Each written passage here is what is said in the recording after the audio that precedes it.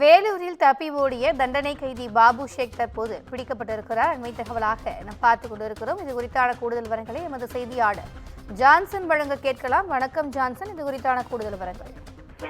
வணக்கம் திவ்யா. வேலூர் மாவட்டம் காட்பாடியில் கடந்த 2021ஆம் ஆண்டு பிச்சைக்காரர் ஒருவர் கொலை வழக்கில் கேரளாவை சேர்ந்த பாபு ஷேக் என்பவரை காவல்துறையினர் கைது செய்து இவ்வழக்கு தொடர்பாக வேலூர் கூடுதல் விரைவு நீதிமன்றத்தில் நடைபெற்றது.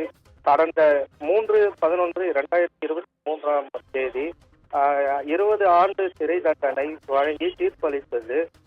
இதனை தொடர்ந்து வேலூர் மத்திய சிறையில் அடைக்கப்பட்ட இருந்த நிலையில இவருக்கு உடல்நிலை காரணமாக இரணியா பிரச்சனை காரணமாக கடந்த 15ஆம் தேதி சிகிச்சைக்காக வேலூர் அரசு மருத்துவமனையில் அனுமதிக்கப்பட்ட நிலையில மருத்துவமனையில் கைவிலங்குடன் தொடர்ந்து சிகிச்சை பெற்று வந்த நிலையில இவர் நேற்று காலை 5 மணி அளவில் மருத்துவமனையில் இருந்து தப்பி ஓடிய கைதி காவல்துறையினர் பின்தொடர்ந்த நிலையிலும் அடுக்கம்பாறை பகுதியில் உள்ள 5 கிலோமீட்டர் தொலைவில் உள்ள நெல்வாயில் ஏரிக்குள் நுழைந்து தப்பி ஓடியுள்ளார்.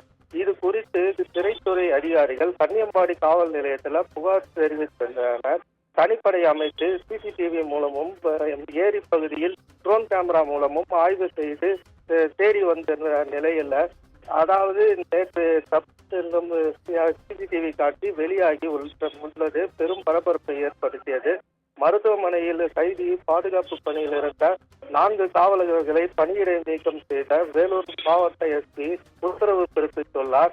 இந்த நிலையில போலீசார் பாபுவை தொடர்ந்து தேடி வந்த நிலையில இன்று காலை 8 மணி அளவில் வேலூர் சித்தேரி ரயில்வே கேட் பகுதியில் ஓரத்தில் உள்ள செங்கல் சூளையில் பதுங்கி இருந்த பாபு ஷேக்கை ஆயுதப்படை இன்ஸ்பெக்டர் ரவி தலைமையில் போலீசார் பிடித்தனர்.